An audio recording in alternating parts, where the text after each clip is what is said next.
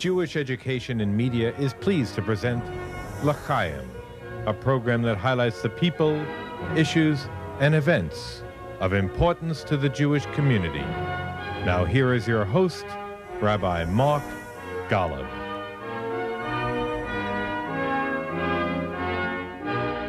I'm Mark Golub,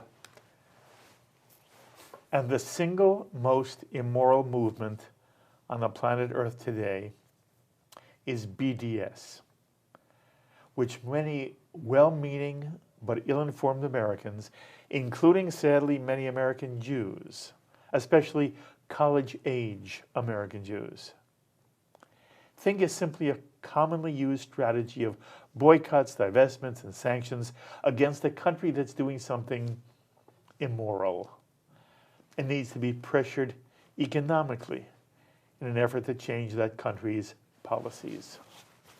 In this case, Israel is the bad guy, and BDS is seen simply as an effort to end Israel's illegal occupation of the West Bank and to stop Israel's brutalizing of the Palestinians.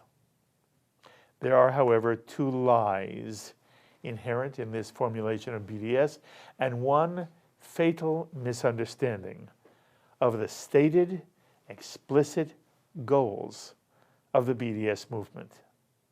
The lies inherent in this formulation of BDS are: one, that Israel is illegally occupying the West Bank, and two, that Israel is guilty of brutalizing Palestinians. Factually, neither of these charges against Israel is true. They are severe distortions of reality at best, and are venal, consciously anti-Semitic canards at worst. But worst, this formulation fails completely to understand the explicit stated goals of the BDS movement. The BDS movement was started in 2004 by Omar Barghouti, a Palestinian who opposes the two-state solution. Barghouti's BDS movement opposes the existence of the State of Israel. BDS has nothing to do with the West Bank or with changing Israeli policy so that a two-state solution can be implemented. BDS seeks nothing less than the eradication of the Jewish State of Israel to be replaced by a binational Arab state. There is no other movement on the planet Earth which has as its goal the eradication of a nation-state of the United Nations. And any American who supports BDS is supporting a movement that wants to destroy the State of Israel. Again, sadly, the BDS movement has flourished on the college campus, in the leftist halls of academia. And the campus organization driving BDS is NSJP. I constantly run into Jews who've never heard of NSJP. But every one of you, every Jew, every American should know what NSJP is and of the evil hatred it's fostering among naively idealistic college students, an overwhelming number of which are Jewish. The letters NSJP stand for Students for Justice in Palestine. Justice in Palestine. Who can be against that? And many college students are attracted to an organization that portrays Israel as an apartheid, brutalizing occupier who think that NSJP's goal is a two-state solution, where Israel and the Palestinians would live in peace side by side. But that's not what NSJP wants. NSJP is an arm of BDS. And NSJP wants the exact same thing, the eradication of the State of Israel to be replaced by a binational state. And even the phrase binational is misleading. SJP and BDS do not want a cooperative Jewish-Arab state. They want a state ruled by Arabs, which theoretically would tolerate Jews and Christians as well. SJP and BDS really want another Arab state, and they don't want any Israel anywhere in the Middle East. And if anyone should doubt this reality, that person should pay attention to the SJP chant heard regularly on college campuses across our country. And the chant is,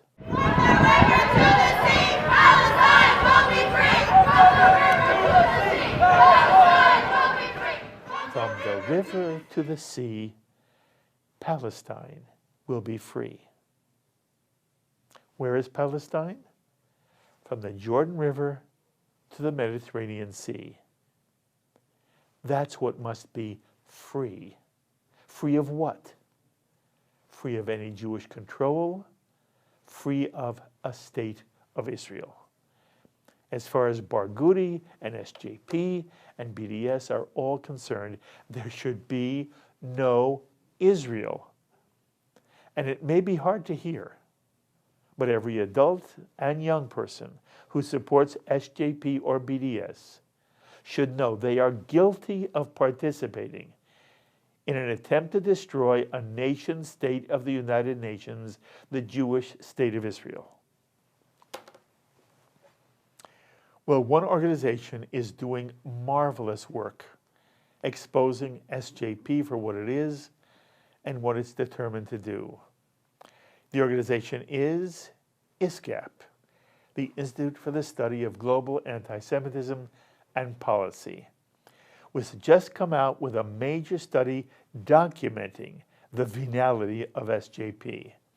It's on the ISGAP website, if you'd like to look at it. And ISGAP has a fabulous website. When you click on ISGAP, you wind up never wanting to leave, wanting to read every piece on their homepage. And lucky me, I'm so pleased to say that the founding president of ISGAP, Charles Small, joins me on this edition of L'Chaim. Charles is also Senior Research Fellow at the Moshe Dayan Center for Middle East and African Studies at Tel Aviv University. He's the author of numerous books and articles on anti-Semitism, including the 6th volume, Global Anti-Semitism, A Crisis of Modernity. And I'm proud to say Charles is a close personal friend of many, many years. He's one of the loveliest people you could ever meet. Thank you for joining us again here on L'Chaim. It's wonderful to have you once again at this table. How are you doing? I'm doing well. How's ISGAP doing? It's doing well. By the way, you've expanded. You sort of have a home now at Oxford. You know, because people may have been following you on L'Chaim and on JBS so far. Bring us up to date. Where is your organization now? So we've been a nonprofit organization here in the United States for about 16 years. Our headquarters are in New York. We have now an office in Canada. We're a charitable organization in Canada. And we have a hub of activity in Toronto. I'm here with my colleague from Toronto, Matthew Grossberg, who's with us, visiting New York for the first time, going around to meet our colleagues. We have a research center at La Sapienza University in Rome. It's the largest European university. So we have an entity there. We have a director of our Israel entity, Dr. Malat Tabori, who's the director of ISGAP in Israel. And now, about 2 months ago, I moved to Oxford University, where I'm a research scholar. And we have 2 programs there. We have the Summer Institute, where we bring professors from all over the world. Like whom? This year we had 86 scholars, and we bring professors to teach professors on anti-Semitism, and some of our teachers were, this year, Deborah Lipstadt was there, Ayan Hirsi-Ali, Natan Sharansky. We have the who's who of scholars from around the world. We have about 30 professors teaching the 86 professors, and we teach them on the condition that they create a course on contemporary anti-Semitism with us, using their expertise, and that they go home to their home university and teach courses for credits for at least 2 years. So now we have 250 graduates who are teaching about these issues that you outlined in your important introduction. that are beginning, we're sort of creating a grassroots movement of professors to deal with anti-Semitism. And I would just say that we've put a lot of the responsibility on this issue on students, on the kids. And they're beginning to respond, and they're doing amazing things at universities. But I think the adults, our organized community, and the professors, the adults in the room, need to also take a leadership role. And what we're doing is, I think we believe that the most respected member of a university community and those who stay for many decades are the professors. And if professors begin to teach these issues from an informed, scholarly perspective, they'll legitimize the issue in the universities where it's not legitimate to deal with them, and begin to have maybe a more impact on these important issues taking place at American universities. And we're also creating a program that will start in March at Merton College, which is a very prestigious, the oldest college at Oxford University, where we're going to be training civil servants, mostly from ministries of education of countries. It's a 4-day workshop that we're sort of executive training programs that we'll do. So we're doing that in Oxford. We're doing more seminars around the world. And we have 2 research projects. One is looking at Islamist funding of American universities. And another one is to try to create a way to measure anti-Semitism with more effectiveness.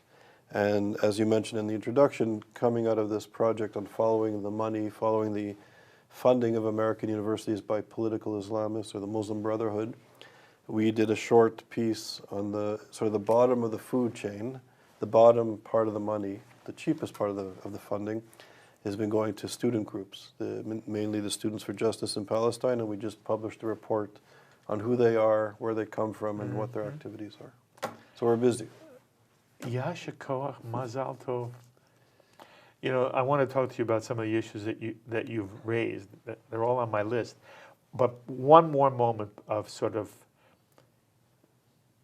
just your personal journey here. And again, I hope many people have followed you on JBS, and I've been privileged, thanks to you, to be able to present ISGAP programs all the time on JBS. But Charles, you started at Yale, and then Yale basically said to you, we don't want you here anymore. And that was a very hard time for you. And it could have been that that was the end of ISGAP. And it wasn't. And lo and behold, what you've described now is quite a burgeoning and robust operation, all dedicated to this same goal of studying anti-Semitism. It's not for study's sake. You have a goal of your own, of what you hope all the study you do and all the teaching you do, and when I say you, I mean you in the larger ISGAP sense, will have an impact in the halls of academia. But for one moment, I want you to reflect for me and the JBS audience. As you look at what happened to you from the day they kicked you out of Yale to now, what's it mean to you? And how do you feel about it? And how do you think about it? So it's a good question. So I would say what happened at Yale, it didn't only happen to me as an individual, it was a group of us. We were 14 scholars and administrators. But you were the head of it. I was the head of it. And what we were trying to do is put the study of contemporary anti-Semitism, the rise of political Islam, not Islam, but radical political Islam, and their use of anti-Semitism and the sort of the emerging red-green alliance, looking at radical left reactionary anti-Semitism and studying it and mapping it and decoding it. And for some people in the United States, and this was in 2011 at the height of the Obama administration, at the height of, I'd say, a euphoria on the left in this country, the so-called left on this country, that somehow working out some sort of deal with Iran was going to solve the problems of the region. We were critical of it, and at that moment there wasn't place in the academy, in the media of record for those views. And that, I think what happened to us was an indication of a changing dynamic at American universities, particularly American universities, and I'd say even in the American Jewish community. And interestingly, I should say that in a sense, ISGAP, we took a step back. I was born in Montreal, I'm Canadian, I'm now American as well, which I'm grateful for. So you can now vote in America? I can. Because every time we've met before, you couldn't have. Correct. This is very interesting. It is. It permits me to ask you different kinds of questions. Okay. But go ahead. Okay. Go ahead. But what's interesting, I kind of took a step back and I found colleagues in Canada, scholars and philanthropists and leaders of the Jewish community, mainly in Toronto and a little bit in Montreal, who get it. And I think the Canadian Jewish community, the politics of Canadian society is different than the politics in the United States, particularly now, particularly in the last decade or so. And I think Canadian Jews, whether they're liberal or conservative or secular or religious, they get it. They get the issues. And in ways that American Jews don't? In ways that American Jews haven't. And maybe now, in the wake of the last few weeks and few months and year of rising anti-Semitism that we can no longer ignore or just look to Israel and the Middle East as the source or the place where the problem is. We now know that there's a problem in our country. Is there a problem also in Canada? There is. I think it's a global problem. It's now I'm based in Oxford, and in the United Kingdom, there's a serious issue with Corbyn potentially being elected Prime Minister, where he doubles down. He's a true believer in this. He says he's not, I know. But he refused to apologize 2 nights ago on the BBC to the Jewish community, despite the fact that 40% of British Jews are thinking of leaving the country if he's elected. So he doubles down, even though he keeps claiming he's not an anti-Semite. 87%, or actually more, over 90% of British Jews think he is anti-Semitic. Yeah, we recently had Benjamin Anthony on JBS. His parents, who've lived in the UK their whole life, have made Aliyah to Israel now in their 70s because they're afraid of what will happen if Corbyn's elected. Yeah. So there's serious issues. And there are serious issues in Canada. Last week in Toronto at York University and the University of Toronto, there were 2 horrible instances. What happened? So York University, there was an event of Israeli Army reservists were brought by the Jewish community, the Jewish students of York. More than 800 or so BDS supporters from the Students for Justice in Palestine and the Antifa group protested very aggressively. This there was far violence, left. Far left and the Islamists, the Red-Green Alliance. And they tried to disrupt the event, and it was very aggressive, and there was violence.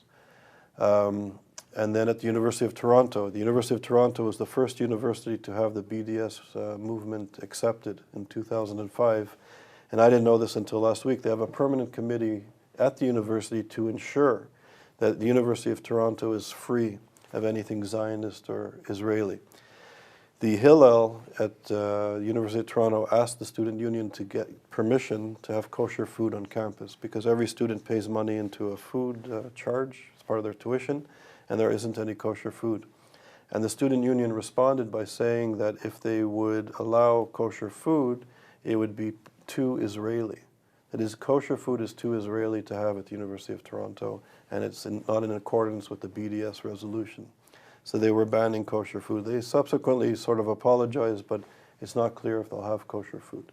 So we can see across in the United Kingdom and Canada, and now here, that anti-Zionism or anti-Israeli rhetoric, which you so eloquently introduced at the beginning of the program, is not just a question for our brothers and sisters in Israel, but it's a question of anti-Semitism here in the United States, in the most elite institutions, in our best universities, and in our media of record. And this is an issue that the Jewish community of the United States needs to wake up on and needs to understand that contemporary anti-Semitism is not just the demonization of Israel and Zionism, it's the demonization of Jews. So you can see no kosher food at the University of Toronto, a multicultural democratic city where elite students and scholars are allowing this to take place. The same is happening on our college campuses in the United States. The same is happening in our media of record. Is it that bad on American college campuses? I think it's worse in that our community, unlike the Canadian Jewish community and the British Jewish community and the French Jewish community and the Belgian Jewish community and the Italian Jewish community, communities throughout the diaspora, they've had to deal with this perhaps a bit longer, and they've woken up to the fact that this is a serious issue. I think our community has been divided. Parts of the community, so I think maybe more on the conservative side or the Orthodox side of the community, have long acknowledged this issue or have come to recognize this issue earlier. And I think the liberal Jewish community has perceived this as bringing up issues of anti-Semitism as advocacy. That's why they can close down our center at Yale, not deal with this important issues for many, many years in the New York Times and other important media outlets.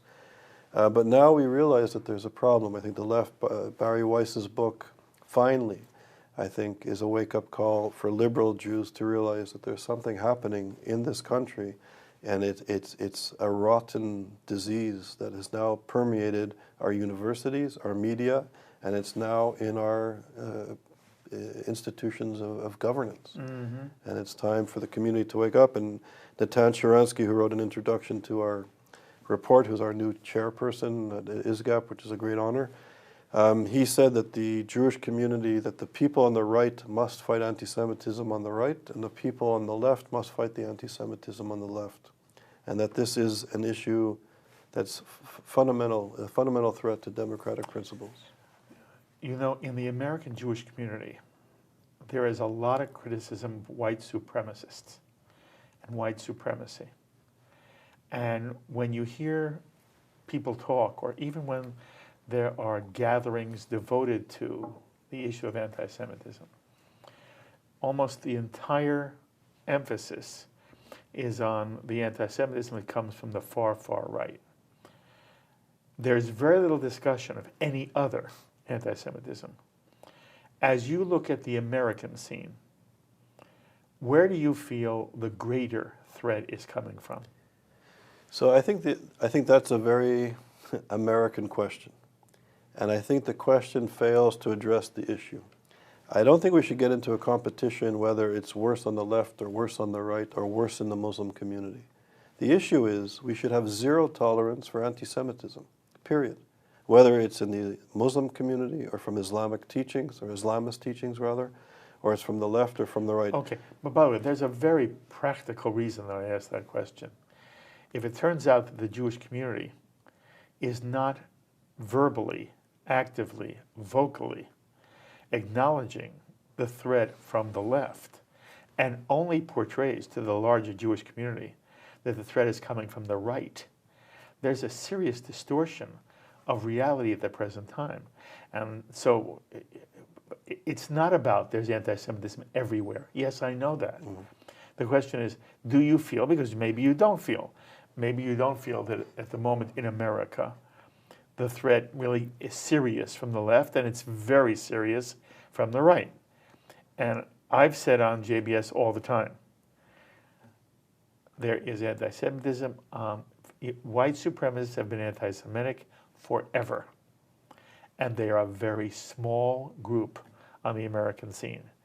What frightens the hell out of me in a way that I never expected to be frightened was that I now see it emanating from what is associated with the left and liberal community. And the worst thing for me is that if it seeps into the halls of Congress, if there are congressmen and congresswomen who want to use anti-Israel rhetoric, they're really using anti-Semitic rhetoric.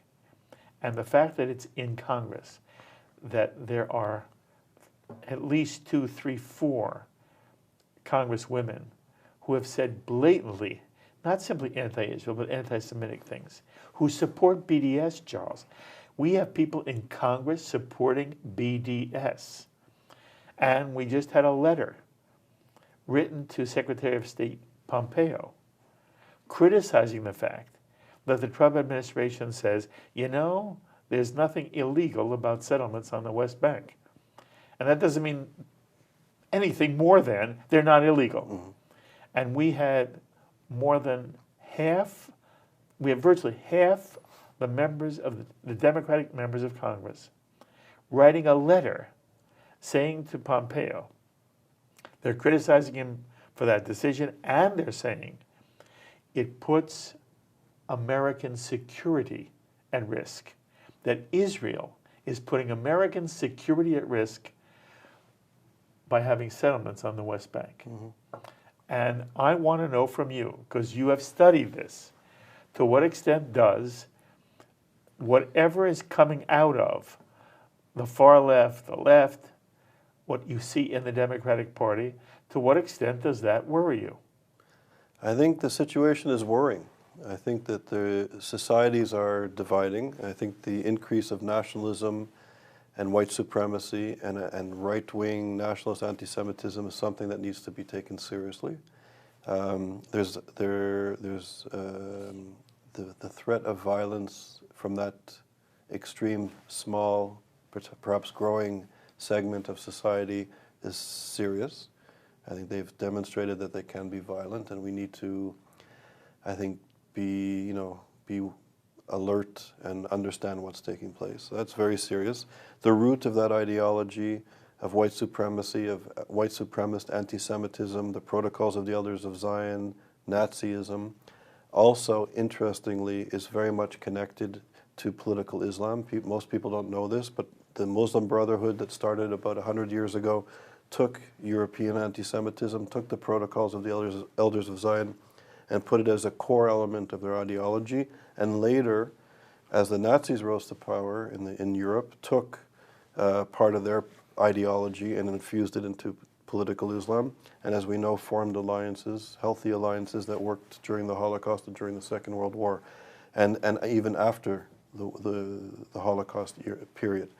So ideologically, there's a strong link between white supremacists and white supremacist Nazi ideology and anti-Semitism and political Islam. What evidence do you have that it's grown? I think surveys, the ADL survey, FBI reports, there's a growing segment of the population that is demonstrating anti-Semitic rhetoric and racist rhetoric. I think that's taking place. But what's interesting, I think what Deborah Lipstadt and Barry Weiss write importantly about is that the left, the liberal, so-called liberal intellectuals, give cover to political Islam. They give cover to white supremacy. Because as they blame Israel for all of these issues, I think they're setting up Jews and Israel as a legitimate target intellectually and ideologically. So it's a very dangerous recipe, I think, that's taking place, because there's an attack on the center of our society. There's an attack on notions of citizenship and the democratic institutions from the extreme right, from the nationalists, also from the extreme left, and of course political Islam wants to destroy the great Satan and the small Satan. I almost understand. Are you saying to me that SJP and BDS are in some way expressions of white supremacy? No. What I'm saying is that the discourse in the university, the discourse in the media of record, the discourse that's now entering the halls of Congress and beyond, that demonizes Israel, that demonizes Zionism, that demonizes Israel in spite of the fact that it's now on its borders, right on its borders, dealing with not only the Muslim Brotherhood, but its offshoots of Islamic Jihad and ISIS and Hezbollah and Hamas and the Iranian Revolutionary Regime, social movements that are diametrically opposed to basic notions of human decency, democracy, and citizenship. So how can a left-wing intellectual, despite the contradictions and problems which exist in Israeli society, it's not a perfect place by any means, it's flawed, it's a wonderful democracy, a vibrant society, but not perfect, and it's always striving to improve. But how can any liberal, how can anybody concerned about human rights be critical of Israel at a time when it's being attacked, at a time when there's a genocide taking place in Syria? 15 million displaced people, up to 1 million people killed in wars between political Islamists from the Shiite world and from the Sunni world. What do liberals expect Israel to do, so-called liberals? What are they criticizing? If the United States of America was attacked with thousands of rockets and threats of annihilation, would we sit idly by here and be critical of the contradictions and problems in our society, or would we rally around to defend ourselves? So there's something dangerous happening internationally. And when the Students for Justice of Palestine, which is directly connected to the ideology of the Muslim Brotherhood, which comes out of this ideology that wants to not only destroy Israel, but kill Jews. Yosef Kawadawi, the head of the Muslim Brotherhood, the founder of Islamic Studies at Oxford University, where I am now, calls on all true believers to finish the work of Hitler. This is where the Students of Justice of Palestine comes from. They're not just anti-Israel, like some of the postmodern liberal Jews around this city would like to believe, and some of the intellectuals. They are anti-Jewish. So when the University of Toronto passes a resolution that's not just anti-Zionist, anti-Israel, but banning kosher food, the American Jewish community better wake up, because it's happening at Columbia University. It's happening at our finest universities here. And it's dangerous. So we have the liberals and the Islamists on our campus now fighting to be, you can say, anti-Israel, but they're also anti-Semitic. Their goal is based on the protocols of the Elders of Zion and even Nazi ideology. So it's time we educate ourselves on what's happening. Okay. Well, you say it so well. I hope everybody hears every word you say. And there are issues that I want to talk to you that come out of what you just said. But I want to push you one more moment. Because what I heard you say at the end was that SJP, the BDS movement, is aligned with the Muslim Brotherhood. It's a part of, comes out of it. Okay. Yeah. And you associated that with the left. Yes. And all I said to you, and I want to say it gently, Okay. and I don't want my audience to, I don't want the JBS audience to misunderstand me. It is horrendous for a white nationalist to take any kind of assault weapon into a synagogue and murder people, murder people, okay? And we saw it happen twice now. The reality, however, is it's not the first time in my lifetime where people have gone into Jewish institutions in America with weapons and shot Jews to death. This is not new, but it doesn't happen often, and it's part of a larger ugliness in America where black churches are being shot up and gay bars are being shot up and people are shot when they go to a rock concert. It's nuts. But that's something I've seen my entire life. What happened in Pittsburgh, what happened in Poway is the gunman was more successful. But I've seen this happen, and had the gunman been more successful, there would have been more deaths in Kansas City and in Seattle. So this is not new, but something is new. SJP is new. BDS is new. And it's new in the halls of Congress. And so I say to you again, because I'm hoping you'll say it. I'm not pretending. I'm hoping you'll say, yes, the anti-Semitism on the right should never be ignored. We should be vigilant. It is horrible. But at the moment, the major concern the American Jewish community should have is not about crazy white people, white supremacists. It's not. It's about the inability to say that there is radical Islamic fundamentalism and a Muslim Brotherhood that's aligned with the left, which has seeped into the halls of academia and is seeping into the halls of the United States Congress. That's the threat of anti-Semitism in America. And I want to hear Charles Small either say, yes, I'll buy it, or Mark, you're wrong. No, I agree with you. I think most of the work of ISGAP focuses on exactly what you're saying.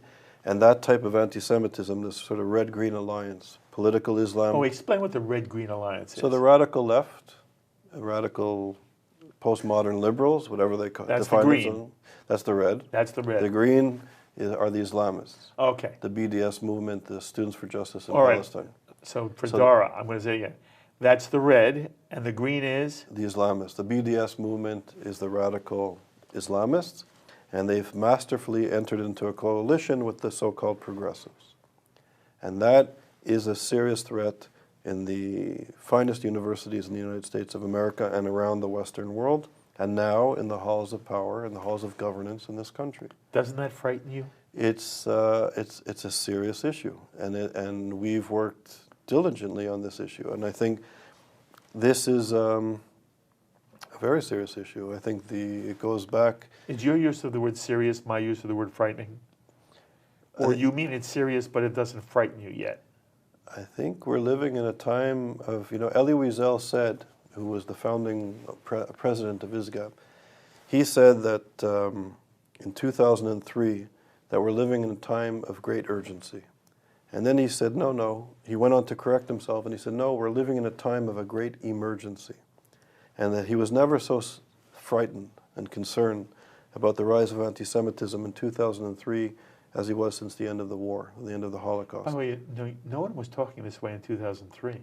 Elie Wiesel was, ISGAP was. We started officially in 2004. We started because of the spread of Islamist ideology and the sort of the emerging red-green, the radical left and the radical Muslims alliance in the Western world.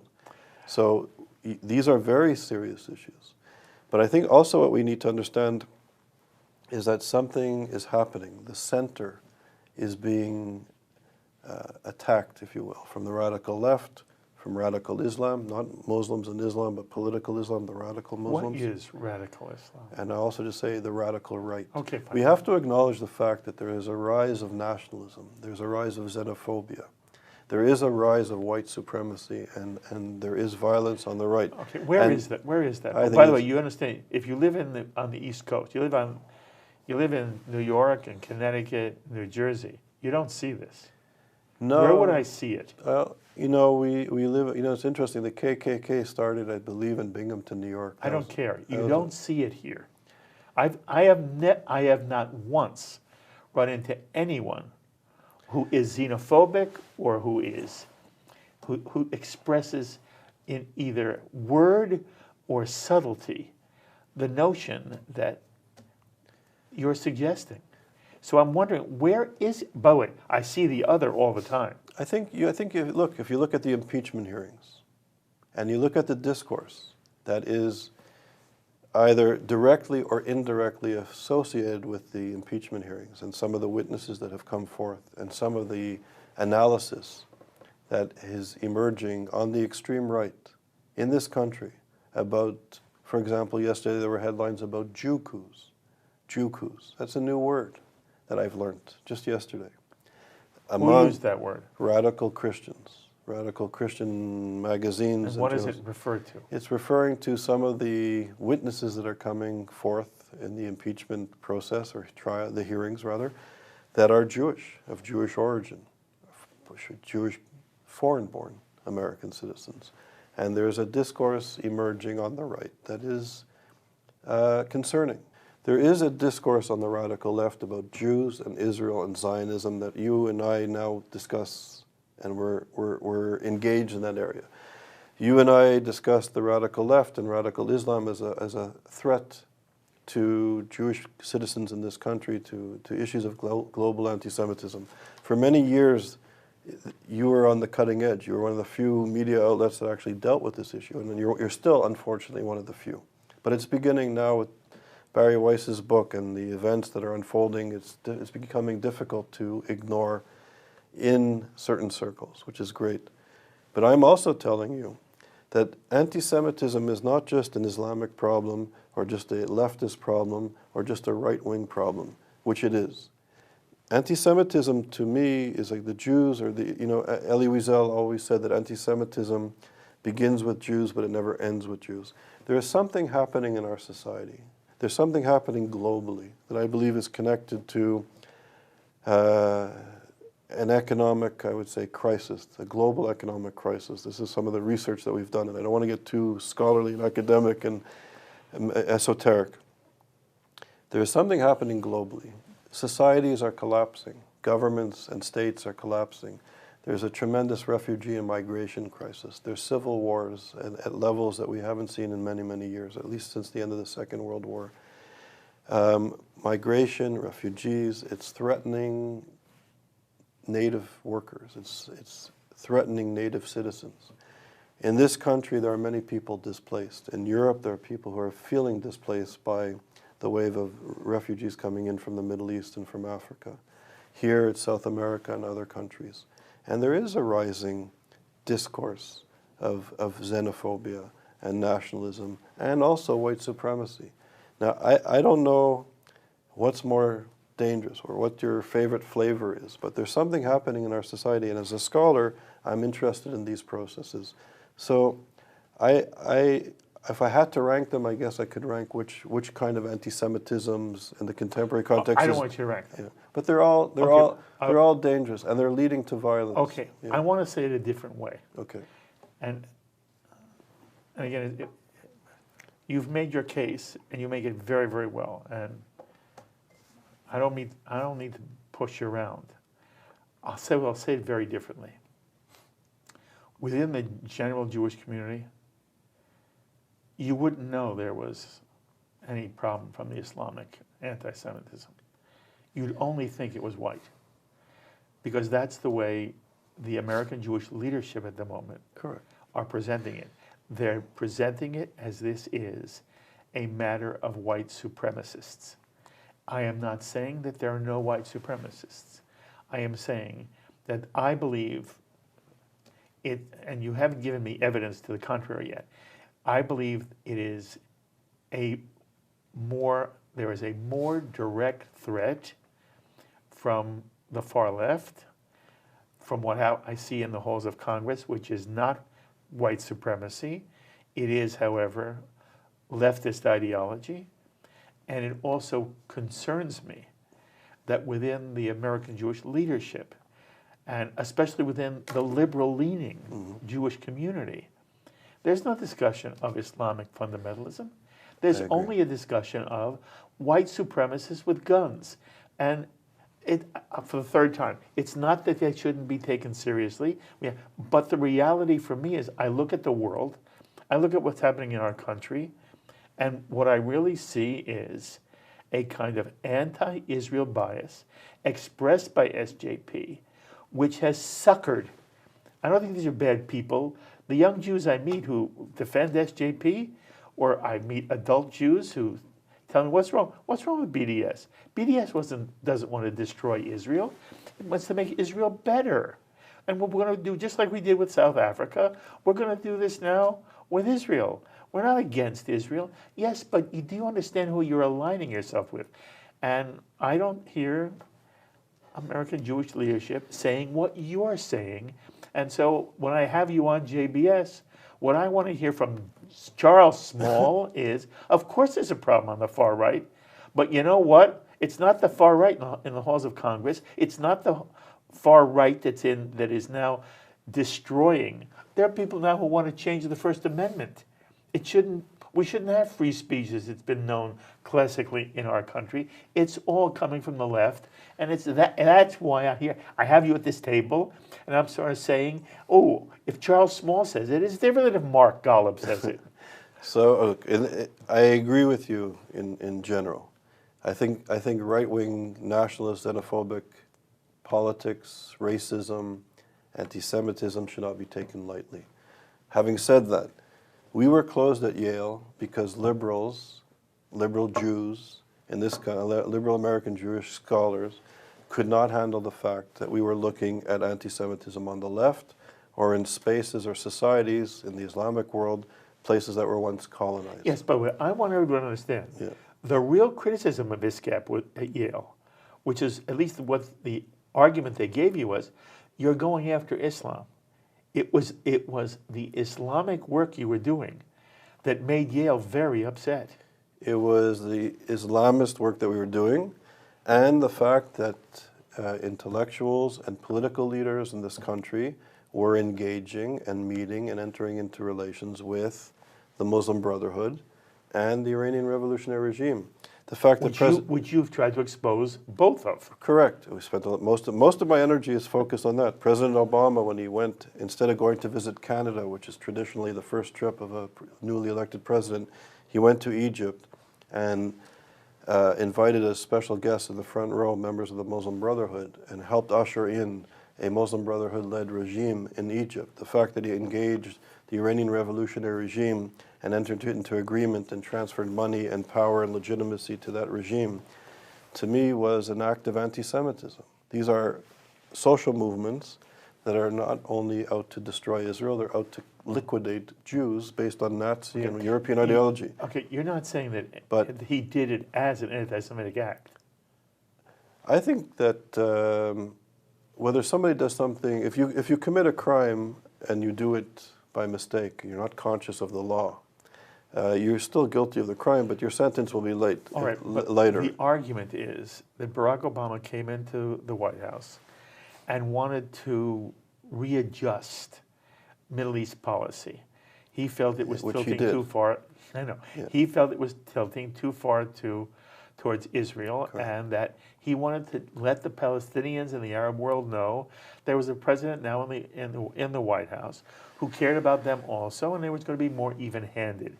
That's why he went to Cairo. He didn't go to Cairo to be anti-Semitic.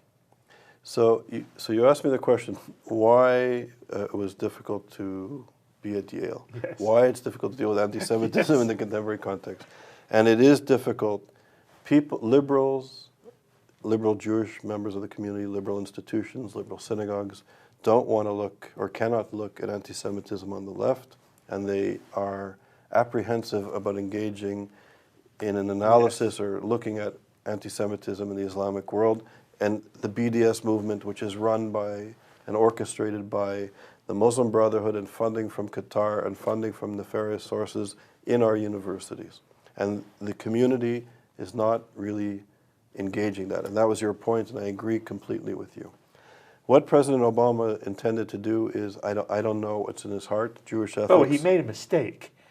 He made a mistake, but I don't know that it was motivated out of anti-Semitism. I never said it was motivated. I don't know what's in his heart. I know for a fact that if you sit down at a table, and now you're speaking ethically and philosophically, and I would say politically, if you sit down and engage in agreements, and through those agreements legitimize and empower a group, a social movement, a reactionary social movement, that's fundamental aim is to exterminate an identifiable group of people, that is a serious problem, and that is a problem, and that's a problem that is not being engaged in seriously in American universities, and it's not being taken seriously enough, I would say, by the American Jewish community, and now by political leaders, and it's very dangerous.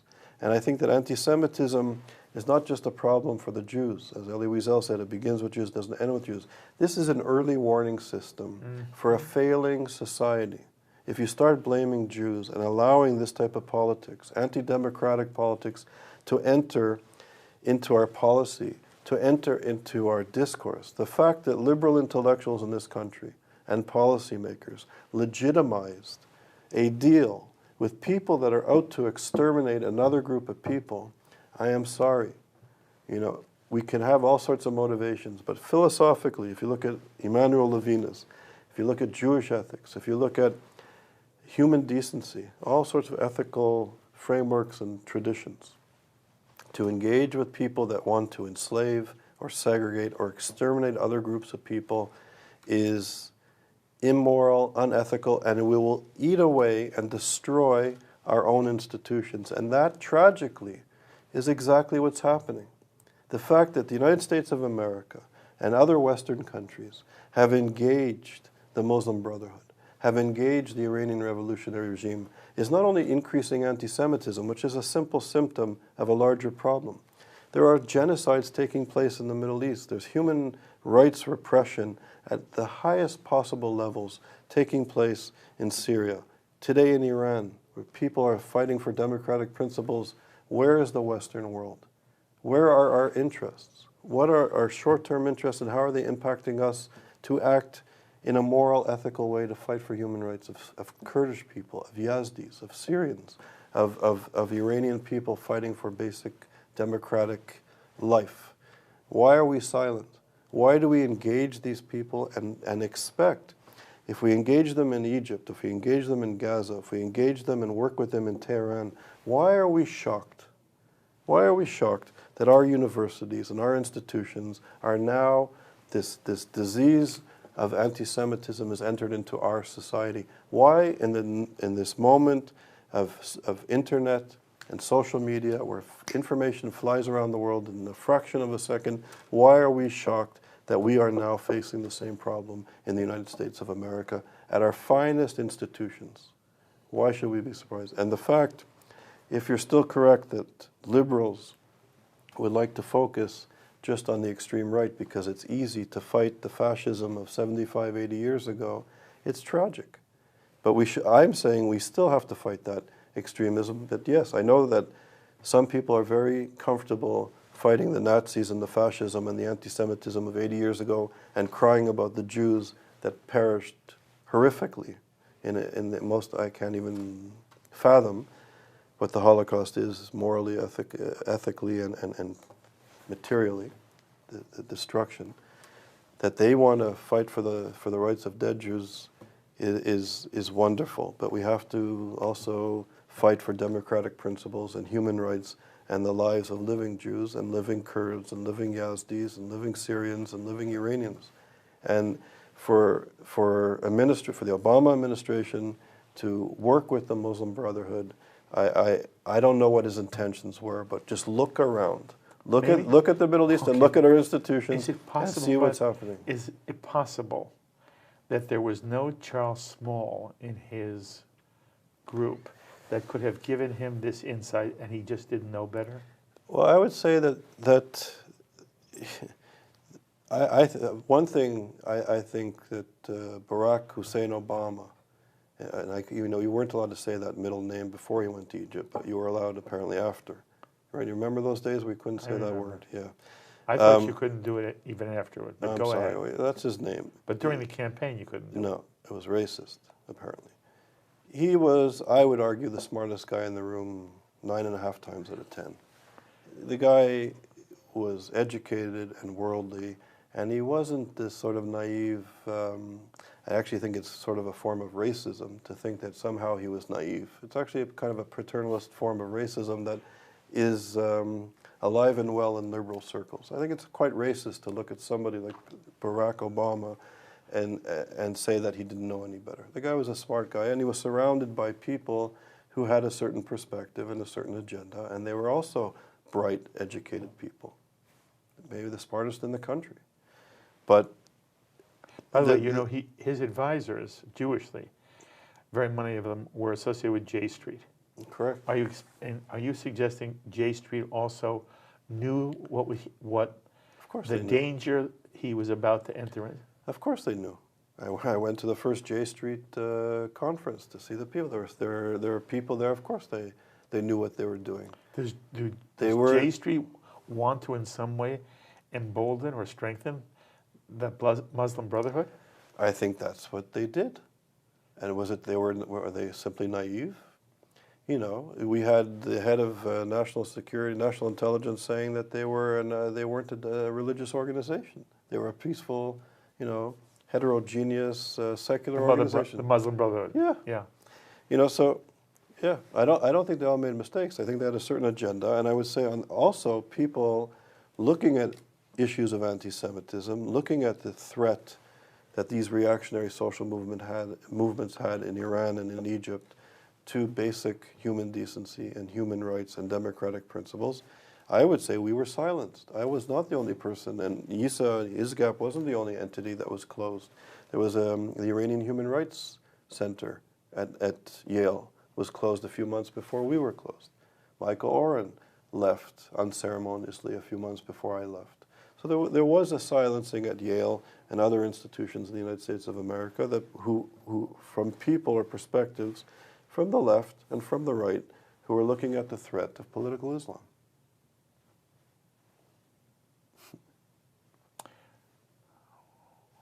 Are Jewish leaders at the moment vocal enough? And the reason I ask that question is there are some who feel that we are reliving the same kind of fear that we criticized after the Shoah. And you know, the phrase "never again" usually refers to there should never be a Holocaust again. And I keep saying that never again also meant, or also means, that the Jewish community would never again be silent, quiet, work only behind the scenes, but would go public with their concerns, loud and strong, if they ever developed again.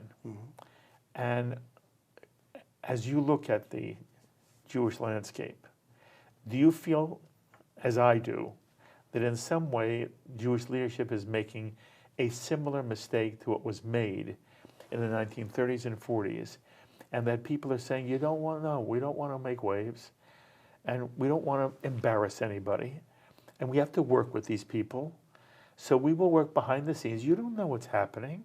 We're making progress.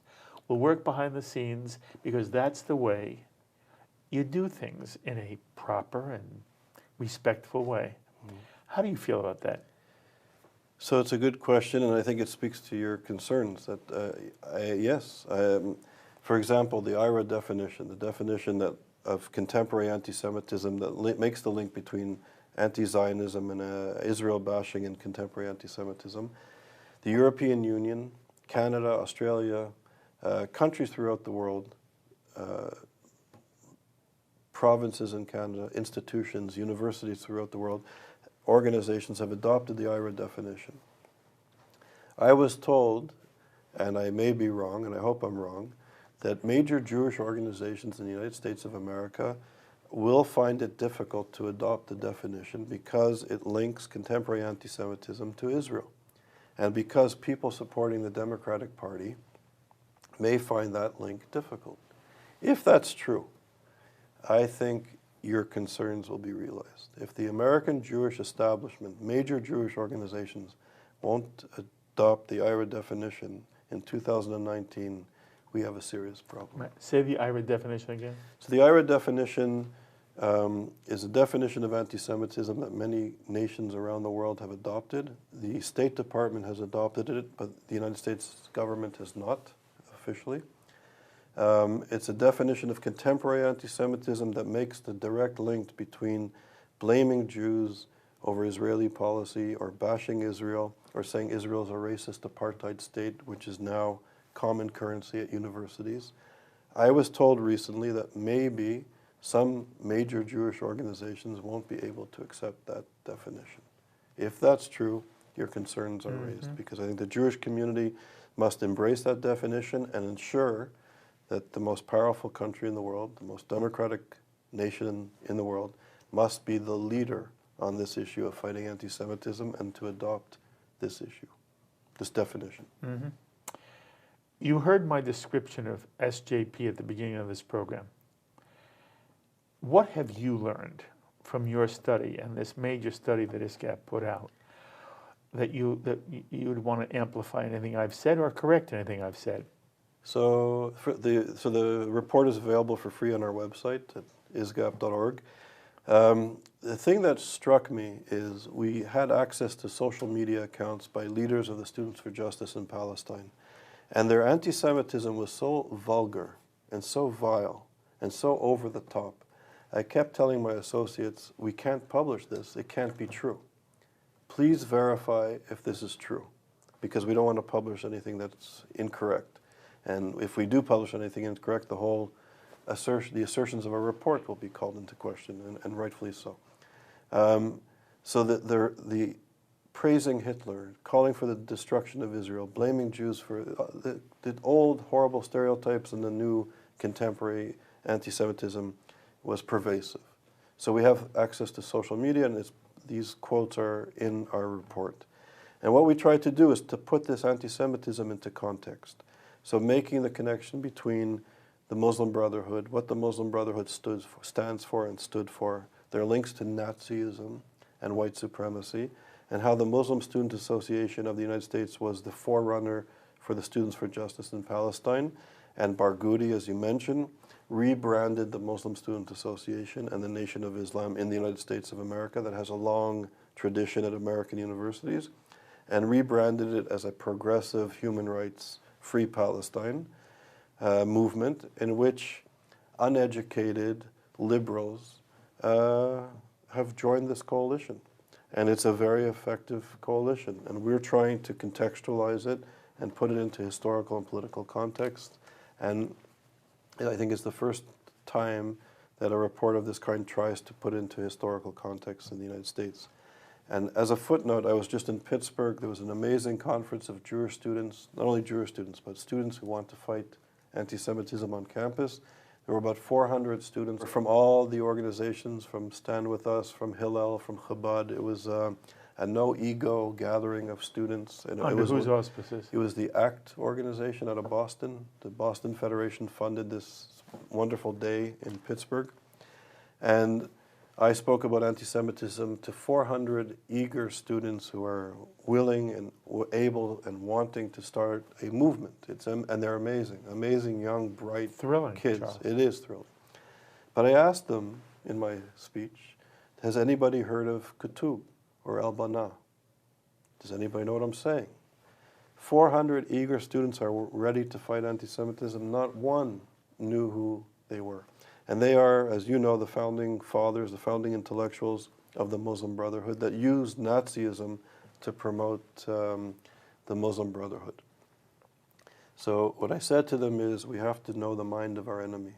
And what liberals often do is impose their imagination or their view of the world onto reality. And there's a profound disconnect. We need to understand the reality, and we need to understand the mind of our enemy. We need to respect our enemy enough to understand their culture, their political philosophy, their ideology, what they want, what they need, what they value, and what their mission is. And until our community does that, studies it, we're going to be lost. We should study it and learn it. Once we know it, we can debate. One person may say we should do this, the other person will say we should do that, but at least it'll be from a position of knowledge. So our community must read The Nation of Islam. Read Kutub's Struggle Against the Jews. My Struggle Against the Jews, Kutub. He wrote this in the United States of America in the 1950s. It's a very important document that should be understood and read by everybody who cares about human rights in this country and cares about what's happening on university campuses. So I think once our students are educated, once our faculty are educated, once our community organizations know what the threat is, and how this profound contradiction, how can radical, reactionary, religious ideology, what does that have in common with liberal, secular, progressive ideology? They have one thing in common. They want to destroy little Satan and big Satan, and it's their anti-Semitism. What does Corbyn have in common with the Iranian revolutionary regime if it's not for this hatred of Israel and the Jewish people? So we need to become aware of this urgently. And we're late. We're late to the table. We're late to the debate. We're late to this war against us. And there is a war against us. When I said earlier that young people tend to be seduced into thinking that they're joining a liberation movement that only has, the best idealistic values at heart, and that what they're really trying to do is make Israel better, and that Israel and the Palestinians should live side by side. And what I said is, that's not what SJP's goal is. To what extent do you feel I'm accurate? I think you're accurate, and I think it's a serious problem. When I was a student, I was very active in the student struggle for Soviet Jewry, and my classmates, my community in the United States and Canada, we knew who the refuseniks were. We knew their names. We knew where they lived. We knew what sentences they had in prison or in labor camps. We knew everything. I was part of the anti-apartheid movement, the real anti-apartheid movement. We knew the laws. We knew the people. We knew the information and the history, and we were engaged. And I was engaged in these issues because as a young scholar and progressive social democrat person, somebody who believed in social democracy and human rights, I was appalled that the Soviet Union was keeping my people in tyranny. And as I learned about what was happening in South Africa, I was appalled that a regime was still using Nazi racist ideology in my lifetime. And as a progressive, middle-class, Jewish Canadian kid, I was honored to fight for the liberation of South Africa to end this racist Nazi apartheid. Right? When my grandparents escaped a similar ideology to North America. So, and the ANC at the time and the the movement at the time, they were fighting for social democracy, to create a democratic society where every citizen would be equal under one law.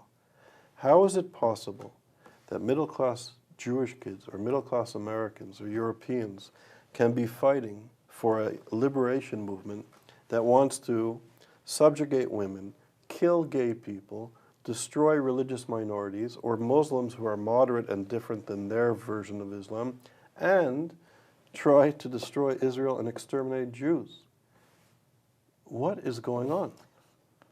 So how can a generation of people be so easily misled is beyond me, and why is the Jewish community and why is the human rights community in this country so late to the table is beyond me. And I think if Elie Wiesel said we were living in a time of an emergency in 2003, we know in the last 16 years things have progressed not in a good way around the world and in our country. And I think it's time we come to the table and educate ourselves and develop strategies and different approaches to deal with this. Incidentally, as you described your own background and the causes you fought for as a young person right through till today, you anticipated something. I've said this to you before on JBS. I don't want people to hear you and think that you are a right-wing conservative crazy, but that in reality, that's not where you are at all. No. And in my mind, you are exactly what the best of what it meant to be a Jewish liberal was all about as we were growing up. But if somebody said to you anyway, Charles, when I listen to everything you say and you're critical of Barack Obama, blah, blah, blah, are you really, a closet conservative Republican? Absolutely not. No. I care about human rights.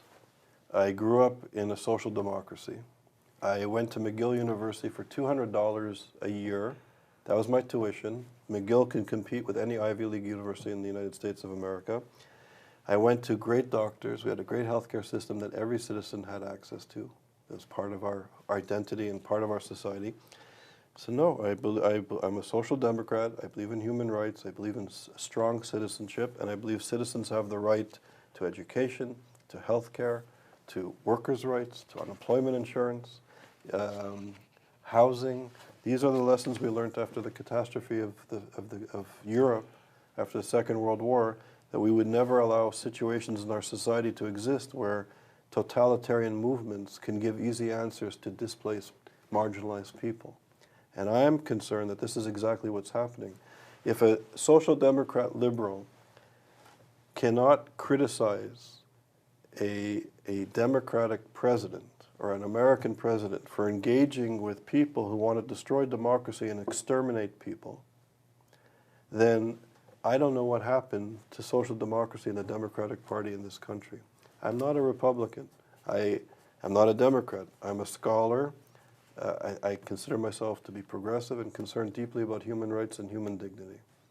And for people to label us in certain ways who are fighting this fight is really detrimental. And I'll say at Oxford University, where we had all these professors come, it was American professors that would get angry. For example, they heard Deborah Lipstadt. She's sort of on the left, I would say. She's a pro-democratic, pro-Obama, liberal democratic person, great scholar. Some people are upset, American conservatives were upset that I invited her. And then Ayaan Hirsi Ali spoke. So the liberal professors from the United States of America were upset that I invited her because she said things that they didn't agree with. And Deborah said things that the right didn't agree with. And I said to these American professors, I said, you're in a university. If you don't agree with Deborah or Ayaan Hirsi Ali, criticize them, argue, quote from the books, give them a run for their money. But we can't start labeling them and not engaging with ideas and debates. And if these exchange of ideas and debates do not happen at a university or within our communal institutions, we're in serious trouble. We need to have debate, and everybody should be welcome to debate. Okay, so it leads me to ask you, and again, you're in a unique position to answer this question. There is an assault on the First Amendment and the right of free speech. The assault is that free speech should not protect hate speech. Correct. That's the argument. And the argument is that people use the internet, social media, to express ideas which are hateful. And therefore, there's this feeling that there should be institutions that limit free speech if it's hate speech, that we are going to encourage private companies from Twitter to Facebook to YouTube to begin to monitor and to take down and take off hate speech.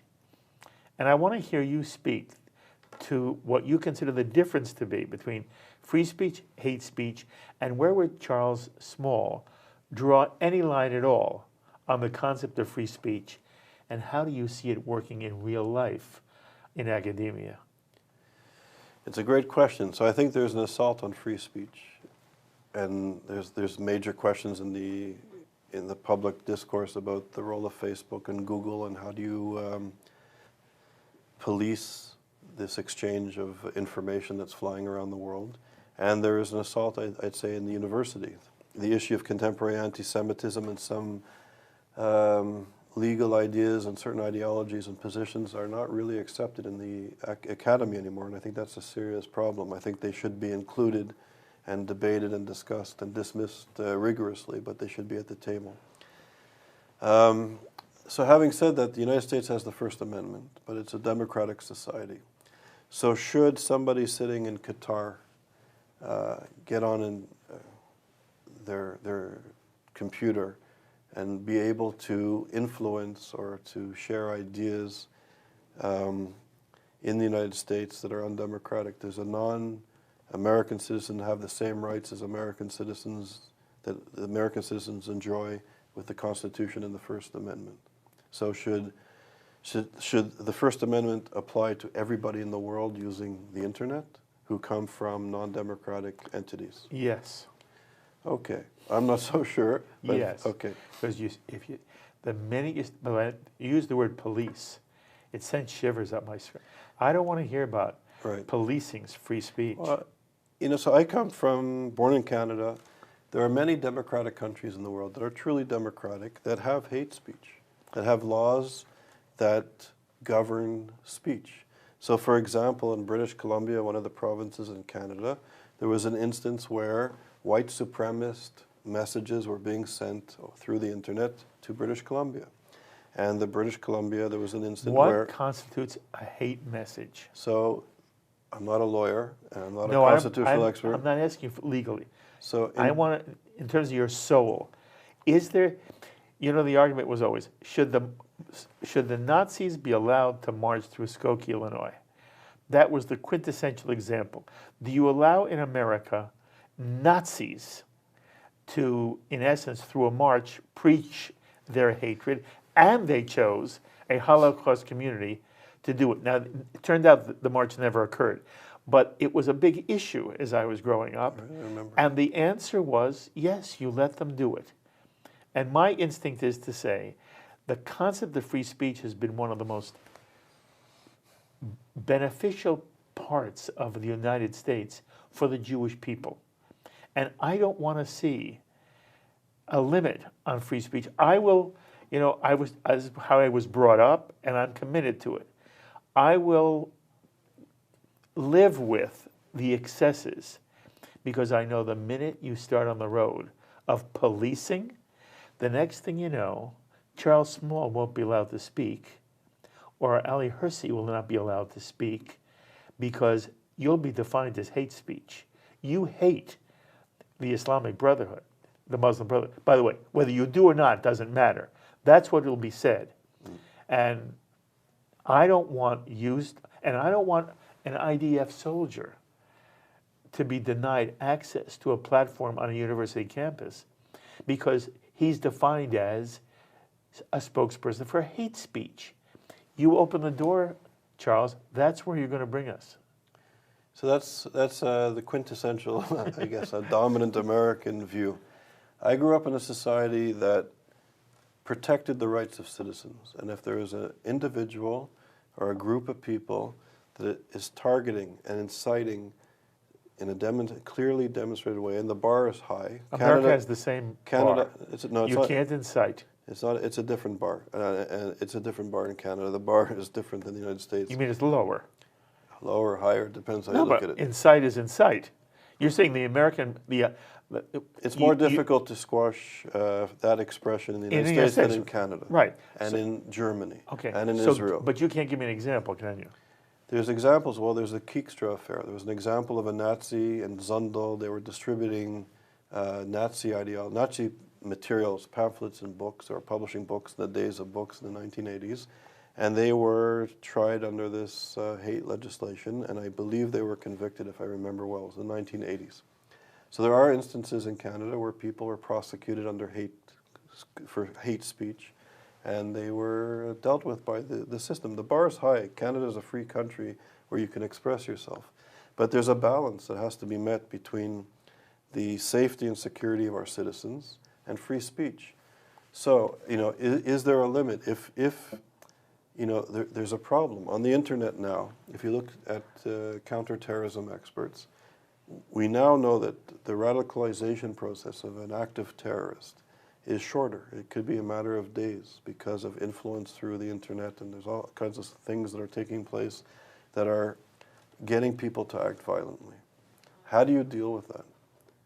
How do you allow this material? Don't ask me, tell me.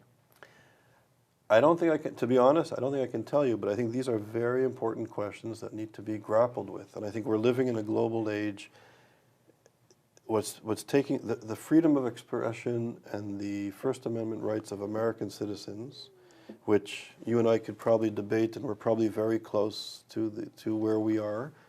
Canada and the United States is not worlds apart. It's a bit different, but different traditions, but they're both democratic countries where free speech is deeply valued. How do you deal with people or organizations that are in different parts of the world who are out to undermine or out to carry out terror attacks and are using our platforms of free speech and expression to cause tremendous damage around the world and to American citizens or citizens of democratic countries? We're living in an age where these are difficult questions, and there's not even no easy answer. But I think what Sacha Baron Cohen said, it was flawed, right? But he basically was saying at the ADL dinner that if Adolf Hitler were alive, that he could take out ads on Facebook, right? So depends what the ad said. Well, there's a limit. There's a limit. Yes, you can't incite to violence. Well, if you put an ad in the paper, let's go kill Jews, you can't do it. However, if you can espouse a philosophy, you can do it. And by the way, my test for you is, you and I both believe SJP and BDS is out to destroy the state of Israel. Correct. Do you think and that cause they have antisemitism. Okay, do they have a right to speak on college campuses? They have a right to speak. Oh, really? Oh, really? No, hang on. They have a right to speak. Do they have a right to have chapters in private entities? Do they have a right for a spokesperson to come on college campus and argue for SJP? I would Can say, a BDS person come and argue for BDS? I would say yes. Yes. Yes. But, yes. But where I would draw the line, I don't think they have a right to have chapters on American university campuses. I think if somebody or some groups are out to destroy universities, they're out to advocate the murdering of people, the destruction of people. But then they I don't think they have a right. Then they shouldn't be allowed to speak. There was a case at a university in Canada where the Students for Justice of Palestine were having a big meeting. And members of the Jewish community went to the president of the university and they said, we don't want this to take place. And he said free speech, academic freedom, free speech. And this leader of the Jewish community in Canada asked the president, would you hold a neo-Nazi rally or conference or a KKK rally or conference in your university? And the president, to his merit, thought deeply for a few minutes and he said no. He wouldn't allow it. So there is this double standard. Yes, there is. And I think universities, but can a member of the KKK or a member of Student Justice for Palestine come with views and speak? I would say the bar I'd be more tolerable for them to come, but let the community educate themselves and read about what this person is advocating. And then, yes, I'd probably say they have a right to come onto the campus. Okay. We've talked about this a little bit, but I want to ask it as we sort of wrap up. You've described the problem, and then you've said sort of we should discuss and try to find ways of dealing with the anti-Semitic threats that are coming from both the right and the left. On college campuses, do you have any suggestion for a strategic program that the American Jewish community and Jewish leadership should engage in to protect the State of Israel and Jewish students on college campuses and in the halls of academia? Yeah.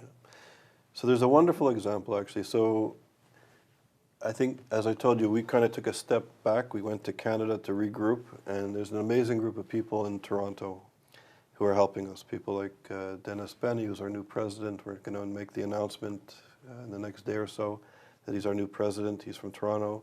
Mike Diamond, Neil Nisker, Wendy Eisen, who's the Group of 35, the first group to fight for women and Jews in the Soviet Union. It was a group of women in North America that were fighting.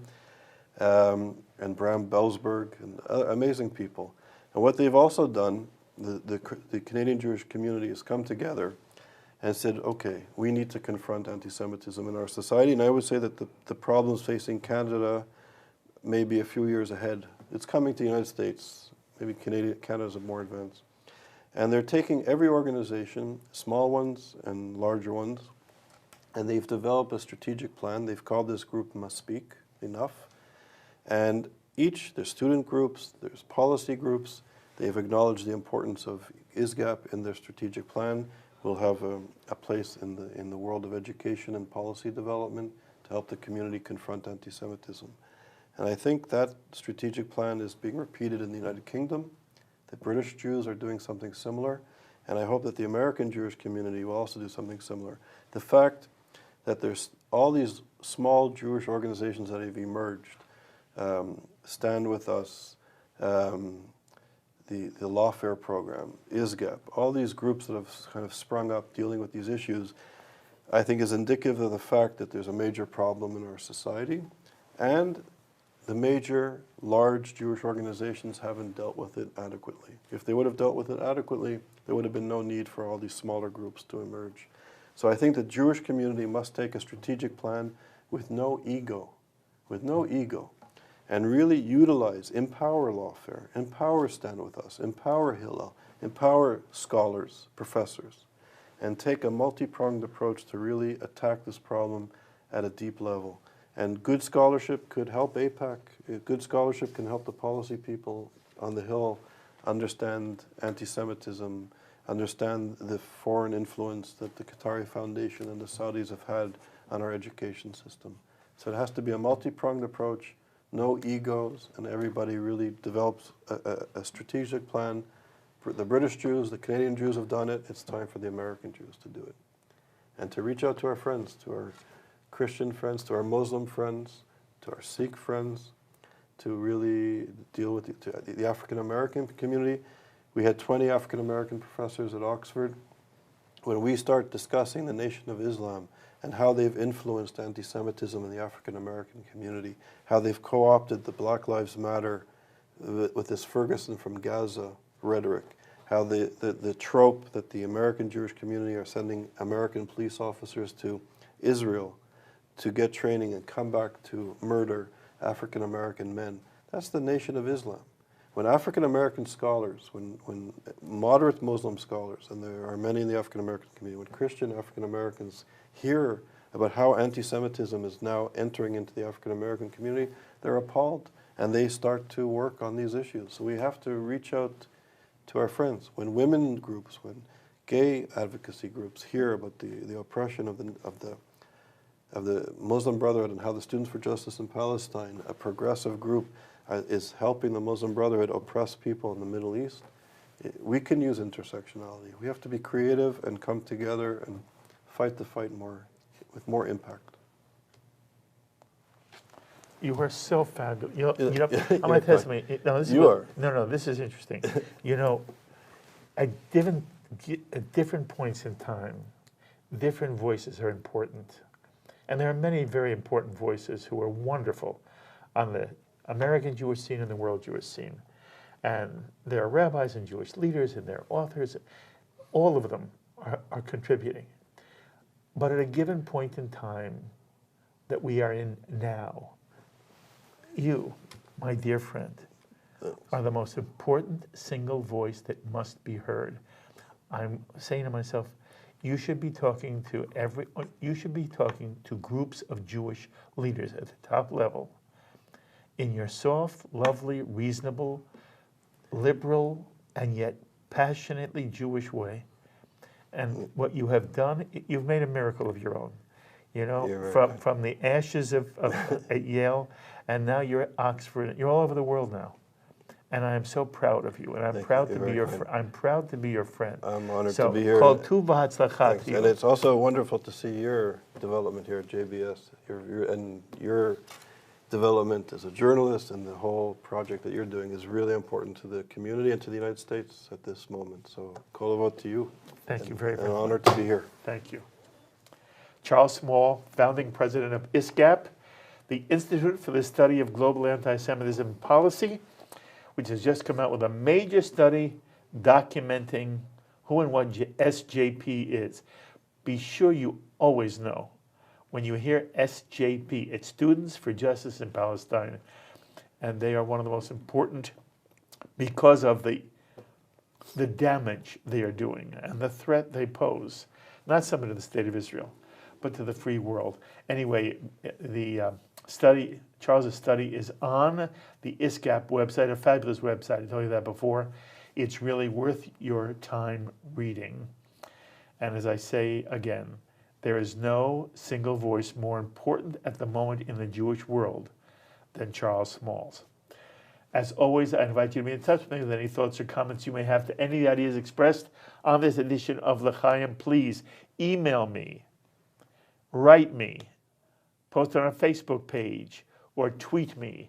I look forward to hearing from many of you. And remember, you can now take L'Chaim with you anywhere you go. We are a podcast. If you want to listen to this conversation again between Charles Small and myself, you can do so anytime you want by downloading the L'Chaim podcast. And so until the next time, I'm Mark Golub. L'Chaim, my friends, to life.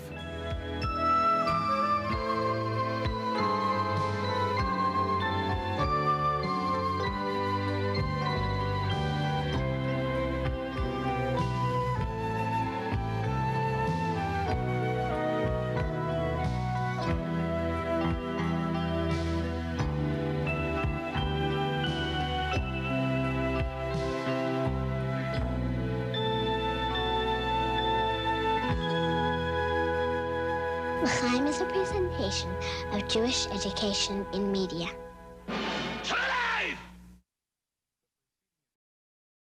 We would be pleased to send a complimentary DVD of this program to anyone who wishes to support JBS with a tax-deductible gift of $36, double chai or more. And we're especially pleased to remind you that thanks to a generous matching gift from the Cayley family, every new or increased dollar you donate to JBS will be worth double to JBS. Simply visit the JBS website at jbstv.org and click on the Donate button to make a donation by PayPal or your credit card.